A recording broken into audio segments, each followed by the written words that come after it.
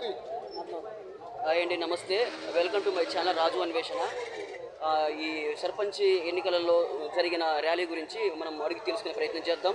BRS party తరఫు నుంచి ఇక్కడ చాలామంది ప్రజలు ఉన్నారు, వాళ్ళని అడిగి తెలుసుకునే ప్రయత్నం చేద్దాం. నమస్తే అన్న. నమస్తే అన్న, ఏం పేరన్నా?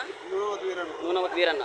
అన్న, ఇప్పుడు 7వ తారీఖు నుంచి మన ఏమంటారు ర్యాలీ జరిగింది కన్నా బీఆర్ఎస్ పార్టీ తరఫున. ఎలా జరిగిందన్న? బాగుందన్న? చూస్తూనే ఉన్నావు కదా జనాలు ఎలా ఉన్నారో. అవునన్న.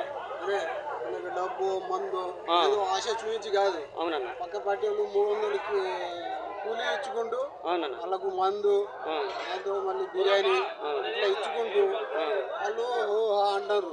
అని బీఆర్ఎస్ అభ్యర్థి ముఖ్య ధర్మనాయక్ భారీ మెజార్టీతో గెలవబోతున్నారు అనే విషయం ప్రజల్లో ఎవరినన్నా అడిగి తెలుసుకో.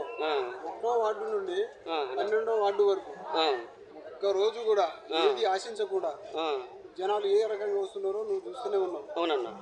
అదే విషయం ప్రతి ఒక్కరిని అడిగి తెలుసుకునే ప్రయత్నం చేయి.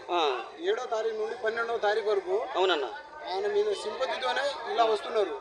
ఆయనకు ఏదో ప్రజలకి ఏదో సేవ చేద్దాం అనేసి గతంలో 2 సార్లు పోటీ చేసినా కూడా బీఆర్ఎస్ పార్టీ కాకుండా ఏ పార్టీ ఇండిపెండెంట్ గా పోటీ చేసి ప్రత్యర్థులని చెమటలతో సహా చెమట వచ్చేలా ప్రత్యర్థుల మీద హోరాహోరీగా వచ్చిన తర్వాత ఒక 50 ఓట్లు 60 ఓట్లతోనే 2 సార్లు ఓటమి ఇవ్వచ్చు జరిగింది.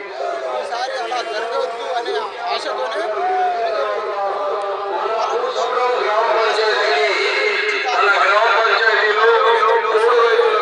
ప్రయత్నం కూడా చేయట్లేదు.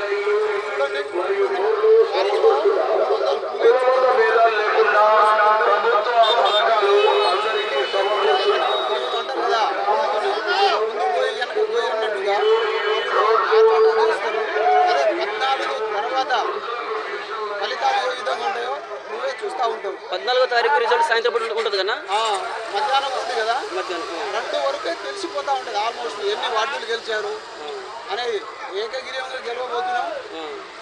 ఏంటంటే వాళ్ళేదో మాకు అధికారం ఉంది, అధికార ద్రోహితో ఏదో ఎమ్మెల్యే ద్వారా మాట్లాడి 3 మంత్రులు ఉన్నారు, వాళ్ళ చేత ఏదో చెప్పించి ఏదో నయాన భయాన ఇచ్చేసి మాట్లాడదామని ప్రయత్నం చేస్తున్నారే తప్ప రెండోది ఏమీ ఆలోచన లేదు.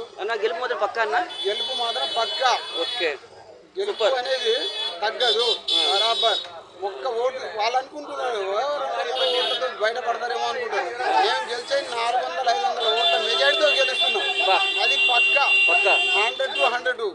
ఎవరు వచ్చి పందెం వేసుకుందాం అన్నా కూడా నేను సిద్ధంగా ఉన్నా. అదే మంచిదన్న, చాలా మంచిదన్న, చాలా బాగా మాట్లాడారు. థ్యాంక్స్ అన్న. Thank you.